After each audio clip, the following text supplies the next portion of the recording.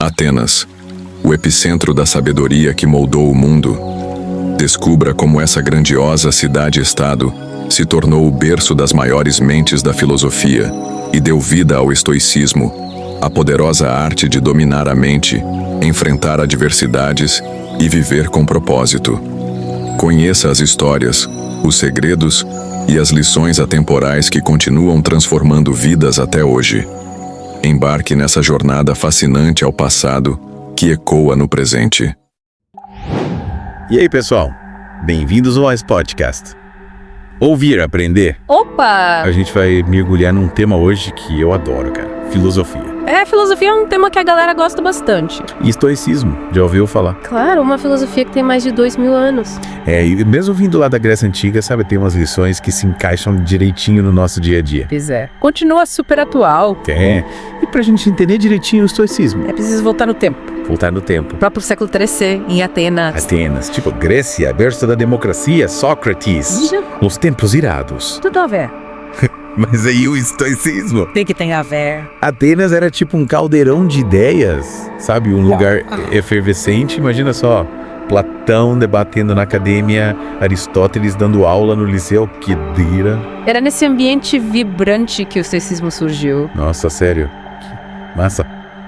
Mas, e aí, me fala uma coisa. Como era a vida em Atenas naquela época? Atenas, uma cidade agitada. Agitada. Cidadãos estrangeiros escravos. Tinha agricultura, artesanato, comércio bombando no Porto de Pireu. Tipo um centro comercial. Conectando a cidade com o mundo todo. Mas o que mais marcava Atenas era essa efervescência intelectual. E era nesse cenário que entra o tal do... Qual que é o nome dele? Zenão de Cite. Zenão de Cite. Yes. Ele que fundou o estoicismo. Isso mesmo. Zenão era um comerciante finíssimo, imagina só. Sofreu um naufrágio e perdeu tudo. Caramba. Mas em vez de se desesperar, ele foi estudar filosofia em Atenas. E foi ali, nesse turbilhão de ideias, que ele teve contato com várias correntes de pensamento e acabou fundando a escola estoica. Mudança radical, hein? Podia ter para qualquer lugar, né? Podia. Mas por que ele escolheu Atenas? Atenas tinha tudo a ver com o estoicismo que ele ia criar.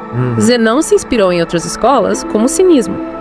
Aí adaptou algumas ideias. Inclusive, ele escolheu um lugar bem peculiar para ensinar. A Stoa Poikile. Tô o quê? Poikile. Um pórtico público, aberto a qualquer um. Que legal. Então já desde o começo, o estoicismo era uma filosofia pé no chão, né? Isso. Acessível a todos. A todos. Mas e aí, qual que é a base dessa filosofia? O que os estoicos pregavam? Eles acreditavam em 4 virtudes principais. 4. Sabedoria, coragem, justiça e temperança. Para eles, essas virtudes eram como as colunas de um templo, sabe? Sustentando a busca por uma vida plena. Entendi. Tipo, um guia para viver melhor. Isso. Mas, e aí, como coloca essas virtudes em prática? A vida real é corrida, cheia de perrengues. E é aí que entram os conceitos mais importantes do estoicismo. A dicotomia do controle. Dicotomia do controle. Os estoicos diziam que a gente deve focar no que podemos controlar. No que a gente pode controlar. Tipo, nossos pensamentos e ações. E aceitar o que tá fora do nosso alcance, tipo, os eventos externos. Faz sentido. Tipo, não adianta chorar pelo leite derramado, né? Exato, então. Mas me dá um exemplo prático. Como isso se aplica? Imagina que você está estressado com o trânsito. Você não controla o engarrafamento, mas controla como reage a ele. Em vez de ficar irritado, você pode usar esse tempo para ouvir música, um podcast. Tipo, What is Podcast Vivi? É aprender. Não esquece de se inscrever, pessoal. Mas continuando. Essa ideia de controlar as emoções me lembrou de outra coisa que eu li sobre estoicismo.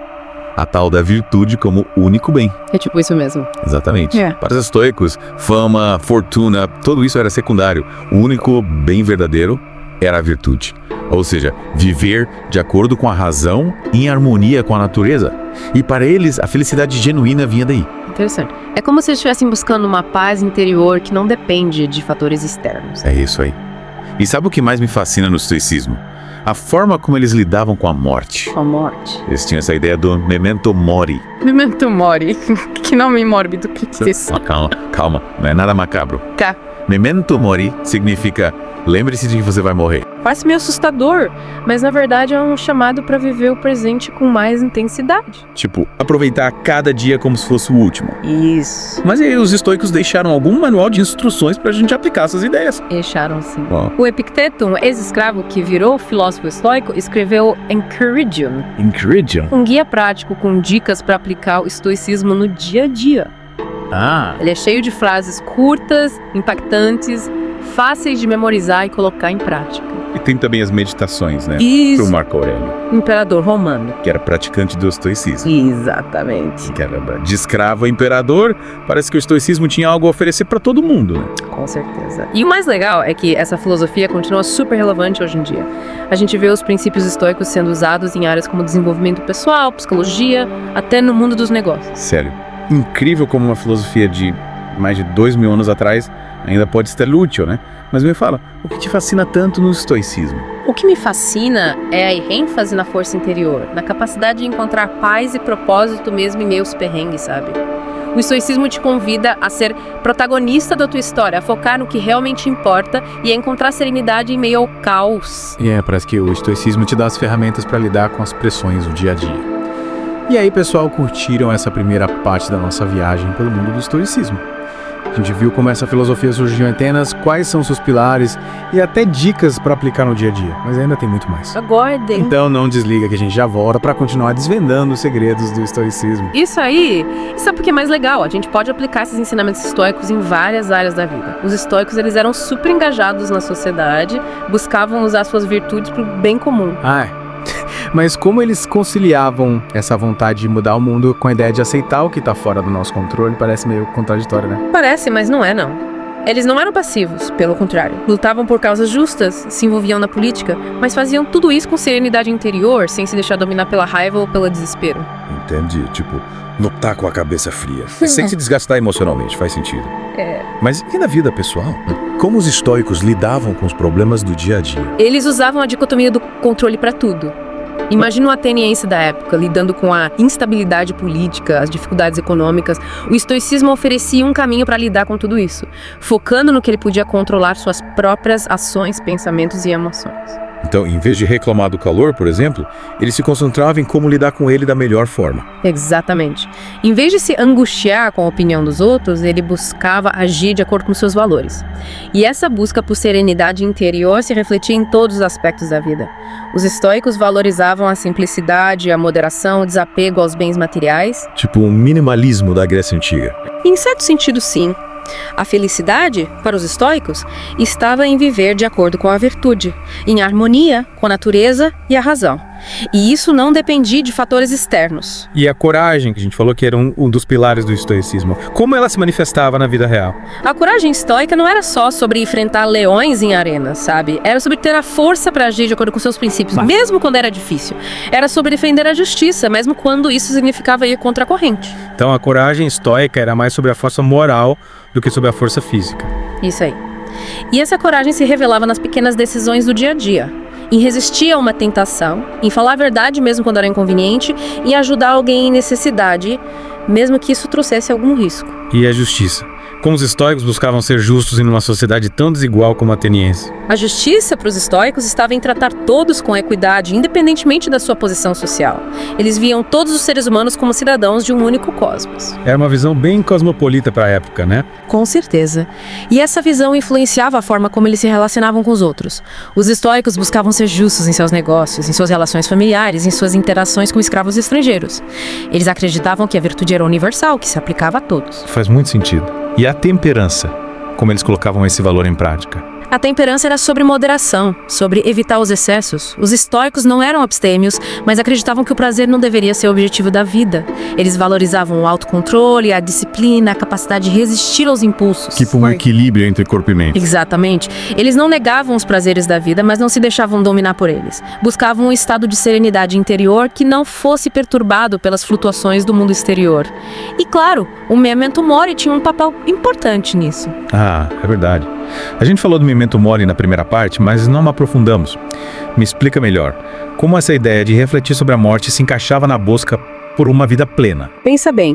Lembrar que a vida é finita nos impulsiona a viver com mais intensidade, a valorizar cada momento, a tomar decisões mais conscientes. Os estoicos viam a morte como parte natural da vida e acreditavam que a gente devia se preparar para ela, não com medo, mas com a consciência de que a gente viveu de acordo com nossos valores. É uma perspectiva bem diferente da que a gente costuma ter, né? Mas faz sentido. E como essa filosofia era transmitida de geração por geração, tinha algum tipo de escola formal. A transmissão do estoicismo se dava de várias formas.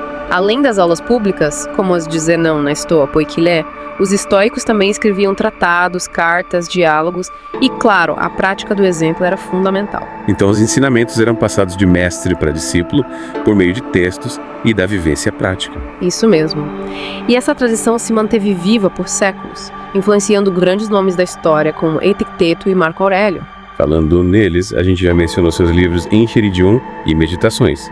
Mas como essas obras contribuíram para difundir o estoicismo? O Enchiridion, do Epicteto, é um manual prático, com conselhos diretos e objetivos para aplicar o estoicismo no dia a dia. Ele é cheio de frases curtas e impactantes, fáceis de memorizar e colocar em prática. É tipo frase de efeito pra gente usar no Instagram. Mais ou menos isso. Mas com um significado bem profundo, é claro. Já as meditações do Marco Aurélio são um diário pessoal, onde ele reflete sobre seus desafios como imperador e como o estoicismo ajudava a enfrentá-los. É uma obra mais introspectiva que nos convida a refletir sobre a nossa própria vida. Que legal, um guia prático e um diário inspirador. Esses livros ainda são relevantes hoje em dia? Com certeza. São obras atemporais que continuam a nos inspirar a viver com mais sabedoria, coragem e propósito. E o mais legal é que o estoicismo não ficou restrito à Grécia Antiga. Ele se espalhou pelo mundo romano e influenciou o desenvolvimento do cristianismo. Sério. O estoicismo influenciou o cristianismo. Mas como isso aconteceu? Muitos dos primeiros pensadores cristãos, como Santo Agostinho, foram influenciados pelo estoicismo. Eles viram na filosofia estoica um complemento para a fé cristã, uma forma de viver os ensinamentos de Jesus com mais sabedoria e virtude. Que interessante. Então o estoicismo não era só uma filosofia pagã, ele também dialogou com outras religiões. Exatamente. E essa capacidade de diálogo e adaptação é um dos segredos da longevidade do estoicismo. Ele sobreviveu à queda do Império Romano, atravessou a Idade Média, o Renascimento, Era Moderna. E chegou até os dias de hoje. A gente já falou um pouco sobre o estoicismo moderno, mas como essa filosofia milenar se manifesta no mundo contemporâneo. O estoicismo está mais vivo do que nunca. Seus princípios são aplicados em diversas áreas, como desenvolvimento pessoal, psicologia, liderança, negócios, e tem conquistado cada vez mais adeptos de todas as idades e estilos de vida. E por que você acha que o estoicismo tem feito tanto sucesso hoje em dia? Acho que o mundo moderno, com toda a sua velocidade, complexidade e incertezas, tem gerado muita ansiedade e estresse nas pessoas. E o estoicismo oferece ferramentas para lidar com isso, para encontrar paz interior, propósito e resiliência. É como se o estoicismo fosse um bálsamo para a alma, né? Exatamente. Ele nos ensina a focar no que realmente importa, a controlar nossas reações, a viver com mais consciência e propósito. E isso é o que todos nós buscamos, independente da época em que vivemos. Que incrível. Mas me diz, quais são os principais desafios de aplicar o estoicismo no mundo moderno?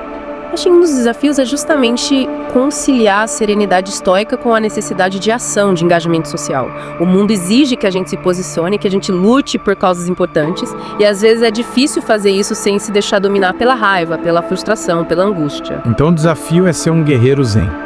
Lutar por um mundo melhor sem perder a paz interior.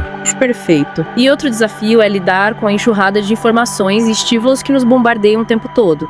O estoicismo nos ensina a valorizar a simplicidade, o essencial, mas como fazer isso em um mundo tão conectado, tão consumista? É como se a gente tivesse que lutar contra a corrente, né? Resistir às tentações, aos excessos, ao imediatismo. É isso mesmo. Mas a boa notícia é que o estoicismo nos dá as ferramentas para essa luta. Ele nos ensina a cultivar a disciplina, autocontrole, a força de vontade. E com prática e perseverança, podemos encontrar o equilíbrio entre o mundo interior e o mundo exterior. Que jornada inspiradora! E para quem quer se aprofundar no estoicismo, quais autores ou obras você recomendaria? Além dos clássicos, como Epicteto e Marco Aurélio, recomendo autores contemporâneos como Ryan Holiday, Massimo Pigliucci, William B. Irvine. Eles trazem uma linguagem mais acessível e mostram como aplicar o estoicismo no mundo moderno. E tem vários podcasts, vídeos, cursos online. O importante é encontrar o que funciona melhor para você. Verdade.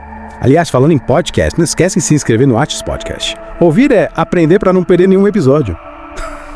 Mas, voltando ao estoicismo, a gente descobriu muita coisa hoje, hein? Começamos lá na Grécia Antiga, falamos dos pilares do estoicismo, dos desafios de aplicar essa filosofia no mundo moderno. E agora, O que a gente faz com toda essa informação? É botar em prática. O estoicismo não é só teoria, é prática. A gente precisa incorporar esses princípios no dia a dia, sabe? E isso pode ser mais fácil do que parece. Sério, fala, por onde a gente começa? Dá umas dicas aí pra galera que tá ouvindo a gente e quer experimentar o estoicismo na prática. Começa prestando atenção nos seus pensamentos, nas suas emoções, tipo, como você reage diante dos desafios, como você lida com as frustrações. O estoicismo ensina a gente a observar nossos pensamentos sem julgamento. A gente tenta identificar os padrões negativos, sabe? E buscar uma resposta mais serena, mais construtiva. Tipo, se a gente tá estressado com o trabalho, a gente para, respira fundo, tenta entender o que tá causando aquele estresse. Isso. É um exercício de autoconhecimento. Entender como a nossa mente funciona é o primeiro passo para ter controle sobre nossas reações. Entendi. E por falar em controle, lembra da dicotomia do controle. Dicotomia do controle. A gente pode usar essa ferramenta para lidar com várias situações do dia a dia. Verdade. Em vez de ficar remoendo o que a gente não pode mudar, a gente foca na nossa atitude, nas nossas ações, né? Isso. E outra dica importante é praticar a gratidão. Gratidão. Em vez de focar no que falta, procura apreciar as coisas boas que você já tem na vida. Agradeça pela sua saúde, pela sua família, pelos amigos, pelas pequenas alegrias do dia a dia. É verdade. A gente esquece de agradecer pelas coisas simples às vezes, né? A gratidão é um antídoto poderoso contra a negatividade. Trata a insatisfação. Gostei dessa dica. Bom, mas e aí? Além da gratidão, da autoobservação, tem mais alguma prática estoica que você recomenda? Tem a meditação. Meditação. Não precisa ser nada complicado. Reserva uns minutinhos por dia para se conectar consigo mesmo, para acalmar a mente, para respirar profundamente. Entendi. A meditação ajuda a cultivar a paz interior, a clareza mental, a resiliência emocional. Parece que o estoicismo tem um monte de ferramenta legal pra gente lidar com os perrengues da vida. Mas e se a gente der um passo em falso? Tipo, se a gente fraquejar diante de uma tentação, se deixar levar pela raiva, que o estoicismo ensina sobre o erro. Ensina a gente a ser compassivo com a gente mesmo. Errar faz parte do processo. O importante é reconhecer o erro, aprender com ele e seguir em frente. Não se culpe, não se martirize, levanta, sacode a poeira e continua trilhando o caminho. Boa, gostei dessa. A gente é muito crítico com a gente mesmo, né? Tem que se perdoar mais. Mas e aí, para quem se interessou pelo estoicismo e quer se aprofundar mais, o que você recomenda? Além dos clássicos, como Epiteto e Marco Aurélio, tem vários autores contemporâneos que trazem o estoicismo para a nossa realidade. O Ryan Holiday, o Massimo Pigliucci, o William Irvine. Eles explicam os conceitos de forma clara, sabe? E dão exemplos práticos de como aplicar no dia a dia. Legal. E tem também vários podcasts, vídeos, cursos online. É só dar um Google que você encontra um monte de material. Exato. O importante é encontrar o conceito melhor para você. Não precisa ter pressa. O estoicismo é um processo, uma jornada de autoconhecimento, de aperfeiçoamento. Começa devagar, com uma prática de cada vez e vai incorporando os ensinamentos no seu ritmo. É isso aí. O estoicismo é um presente da Grécia Antiga para a humanidade. E está disponível para todos nós. E se você quer continuar aprendendo sobre filosofia, história, cultura, não deixa de se inscrever no Atis Podcast e ouvir. É aprender. A gente está sempre trazendo temas novos, interessantes, para te ajudar a expandir seus horizontes. Valeu, galera. Até a próxima.